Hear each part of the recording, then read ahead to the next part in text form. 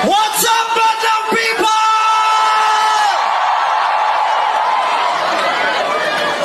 What's up?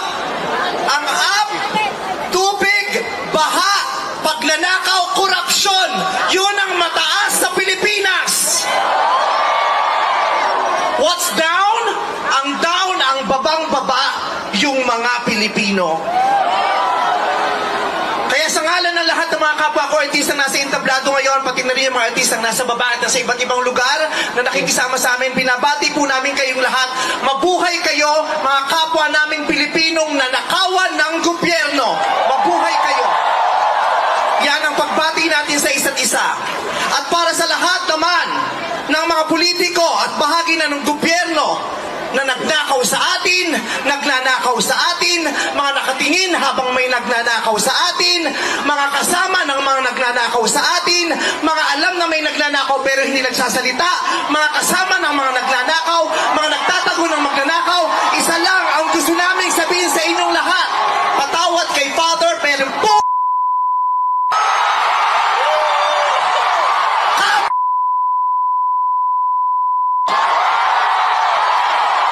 katatapos lang ng misa, pero Panginoon, patawarin niyo kami, pero totoo yan. Ito ang wika ng lahat ng mga Pilipinong ninakawan.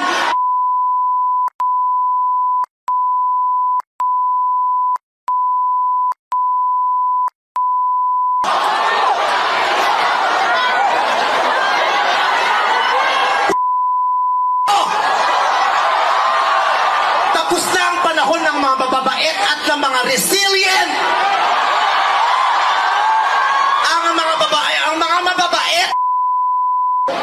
Ang mga resilient, hindi na uubra sa atin yung bait-baitan, kimikimian, tahimik-tahimikan, patawad pero hindi po. Hindi ko sisimplihan, hindi ko babaitan ang mensahe ko ngayon dahil hindi naman sila magbait. Sa katunayan, mga hayop sila. So bakit natin babaitan ang mensahe natin?